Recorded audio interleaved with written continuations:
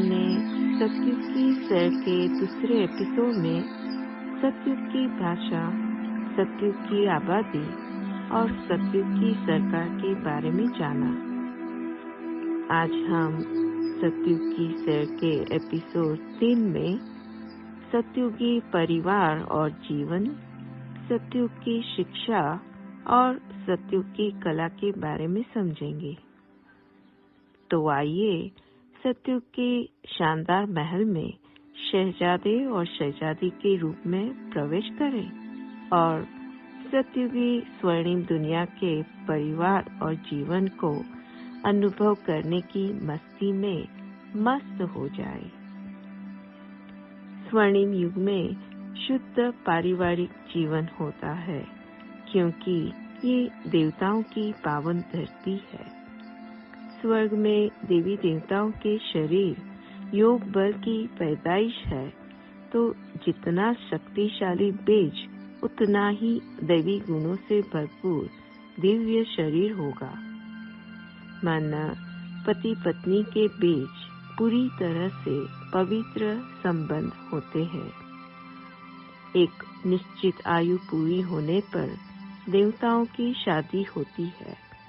फिर जब दंपति अपना आधा जीवन जी चुके होते हैं, तब उनके यहाँ पहले बच्चे का जन्म होता है। पहला बच्चा निश्चित ही लड़का होता है। 7-8 साल के बाद लड़की का जन्म होता है। इस तरह से स्वर्ग के परिवार में 4 व्यक्ति होते हैं। माता पिता और 2 बच्चे होंगे जो जन्म से ही निष्पाप होंगे। स्वर्ग में शादियां बड़ी वैभवशाली होगी। वहाँ स्वयंवर का उत्सव भी बड़ी शानदार रीति से मनाया जाता है। स्वर्णिम युग में देवी देवताएं रंग बिरंगी हीरों से सजाए सोने के महलों में रहते हैं। इन महलों की इमारतें सोने व कीमती पत्थरों से आभूषित होती है। महलों में दरवाजे एवं खिड़कियां नहीं होंगी, क्योंकि एक तो पूरे वर्ष दरमियान दिन और रात का तापमान में कोई खास परिवर्तन नहीं होता, और दूसरी बात, सुरक्षा व्यवस्था करने की कोई आवश्यकता ही नहीं है। स्वर्ग में महलों के नजदीक बाग बगीचे में उगने वाले फल, खुशबूदार फूल और ताजगी से भरी हरियाली के कारण वातावरण खुशबूदार, सुशोभित और तरोताजा होता है। देवताएं मोर और चिड़ियों के अद्भुत मधुर गायन के साथ सुबह ब्रह्म मुहूर्त में उठेंगे। देवी देवताएं हर अवसर के लिए उस अवसर के अनुसार विभिन्न प्रकार के सुंदर वस्त्रों से सजे सजाए रहेंगे। स्वर्ग की रॉयल दासियां इस कार्य में अपना हाथ बांटेगी, क्योंकि महलों में रहने वाले देवी देवताओं को दिन के दौरान कई बार वस्त्र और आभूषण बदलने होंगे।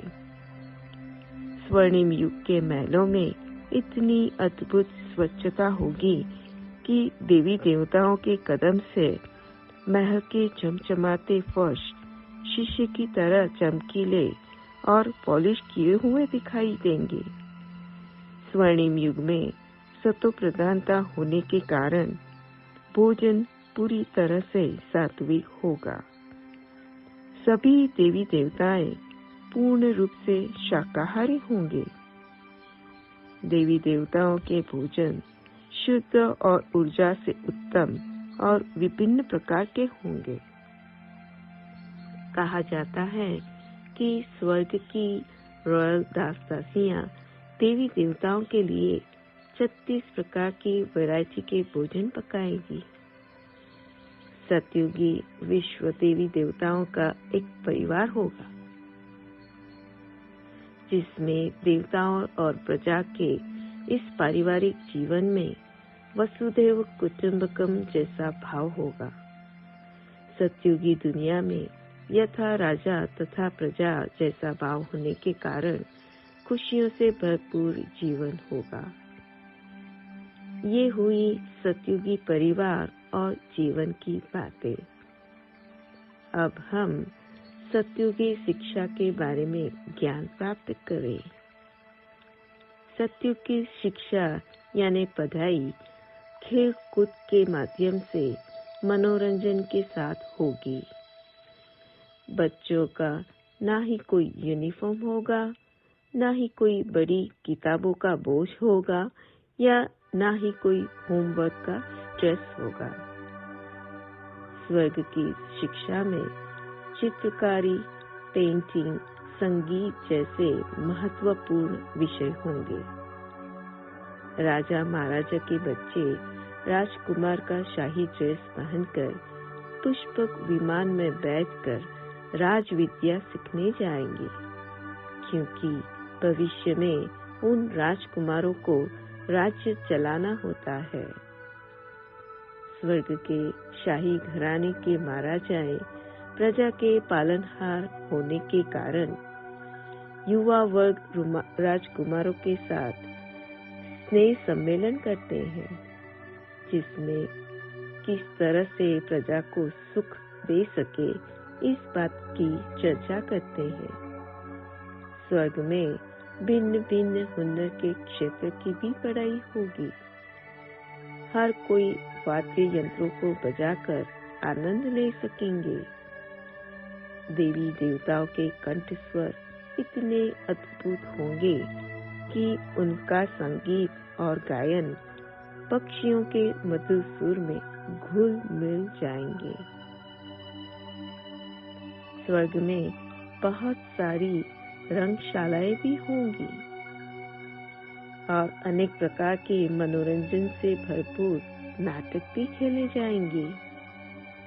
हर कोई अभिनेता, दर्शक या निर्देशक का रोल प्ले करेंगे।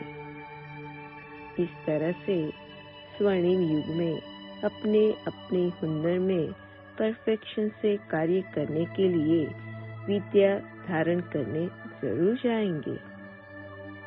इस सतयुगी शिक्षा के पश्चात हम सतयुगी कला के क्षेत्र में प्रवेश करें, साथ साथ 16 कला संपन्न कलाकार होने की भी अनुभूति करें। स्वर्णिम युग के देवी देवता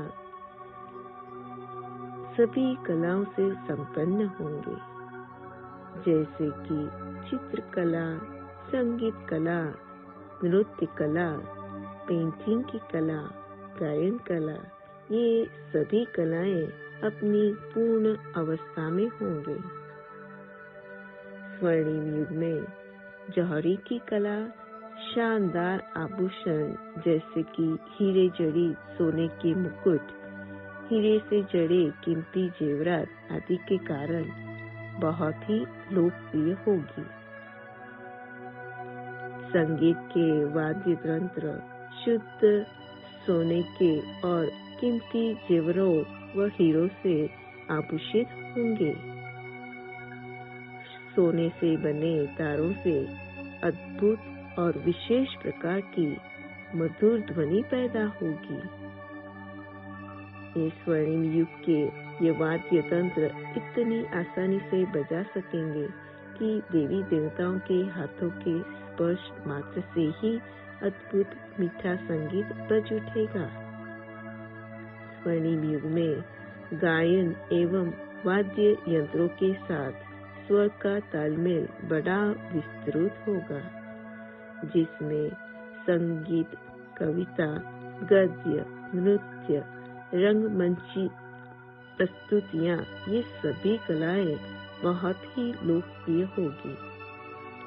नृत्य व गायन के साथ अनेक हास्य नाटिकाएं भी होंगी, जिन्हें देखकर सभी देवी देवताएं प्रसन्न होंगे।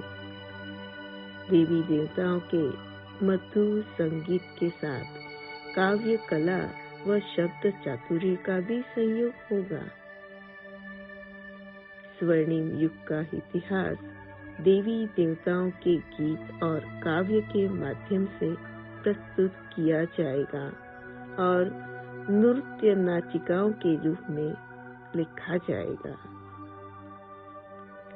अगले सत्युग की सैर के एपिसोड 4 में हम सत्युग का विज्ञान एवं अभियांत्रिक इंजीनियरिंग, सत्युग की गृह निर्माण विद्या और सत्युग की कृषि के बारे में जानेंगे।